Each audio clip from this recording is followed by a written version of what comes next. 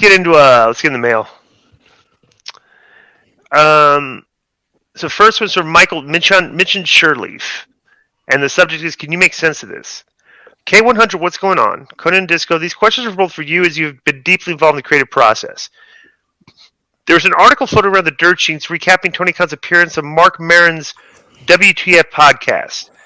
And he links to it here. I've not read this. So, aside from the absurd lead-in line, Tony Khan has been booking wrestling stories since he was a kid. He explained his booking process. Quotes are below, and here are my two questions. All right, let me read this. I guess maybe Yeah, the quotes are at the bottom. they're at the bottom of the article. The bottom of the email, yeah. Oh, the bottom of the email. Yeah, he quoted it for you. Oh, he did. Mm-hmm. Oh, here we are. Okay. I had a process. I already had a schedule of what I had planned week to week in different. Wait, hang on. Different stories and different matches with different matches and segments. At some point, I just inverted it.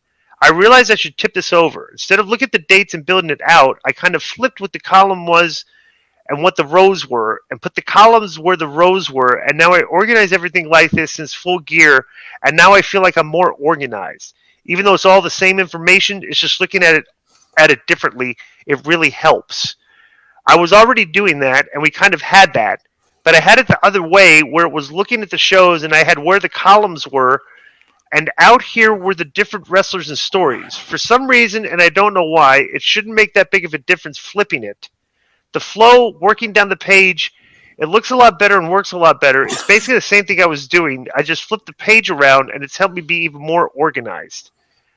So the question is, could you make any sense of what he said? Because I read it twice, I still couldn't make sense of what he was trying to convey here. And number two, more serious question. Given how there's a lack of robust storytelling and character development in today's wrestling, and given how you both been or are involved in creative, how do you approach long-term storytelling, character development arcs, and meddling these within ring action?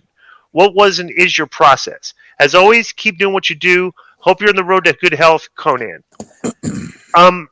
You answer first, Conan. I'll give you my answer.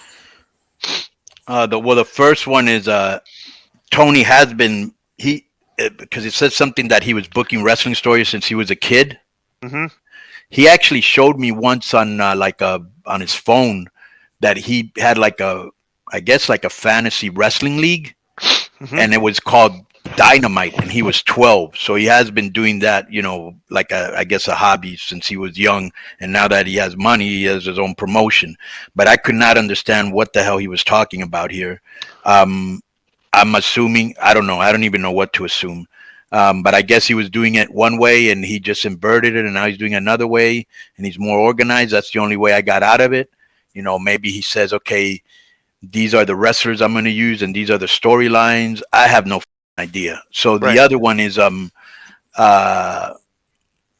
way I approach it is, first I try to make sure as many guys as I can have storylines, because that's what promoters want. They want rivalries. They'll say, give me the Psycho Clown and Sam Adonis rivalry. Okay. He's getting over pretty big down there, Sam Adonis, isn't he? Yeah. So I basically try to get as many guys as I can in rivalries, and then I use whatever it is that I need to use. If they used to be tag team partners, if one guy's jealous of the other guy, if one guy's just being a hater, if one guy, just depends what storyline I think fits these guys. And then I got to see the crowd's reaction, if they have any chemistry, and if they do, then we continue, So that's basically kind of my and then as far as melting it or melding it, whatever the word you use, with in-ring action, then you decide, okay, does this segment need an in-ring? Does it need a run-in? Does it need whatever it needs is what we do. So that's kind of the process. I think the way I do it is me and Russo and Ed and Terry and all them is you present a situation and then you ask, okay, what would this character do given the situation? And you kind of basically write your TV around that, and kind of matches kind of like develop out of the storylines. Because like I know guys like, bro, like when we're working with Jeff used to like to book the matches first and work backwards. Like book the matches and figure out a story to get to this match. And I'd be like, and Vince would be like, well, let's tell the stories, and sometimes matches are going to become obvious out of like the storylines and the interactions and everything. And like, you try to want to book a couple months down the road, like you say, like, okay, we want to get to Hogan versus Macho. Right. You know, or like, okay, and like that main storyline, you kind of have a clear thing, but like the rest of the storylines, you kind of got to see the way crowd reacts, and things develop organically.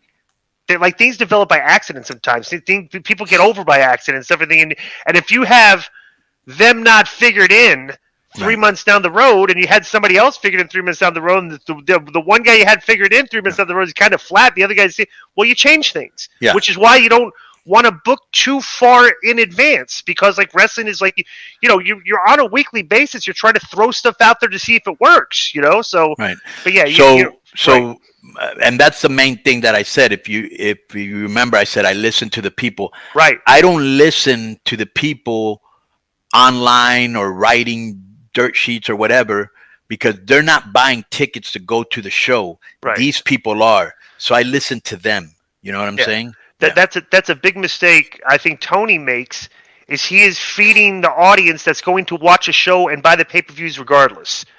And it's like, you kind of, you know, even if your stuff is kind of mediocre, they're still going to buy it and still going to watch it. So it's like you're feeding your hardcore fans. You kind of got to get, you know, go outside your box and get fans. Right? I've said that forever. Yeah.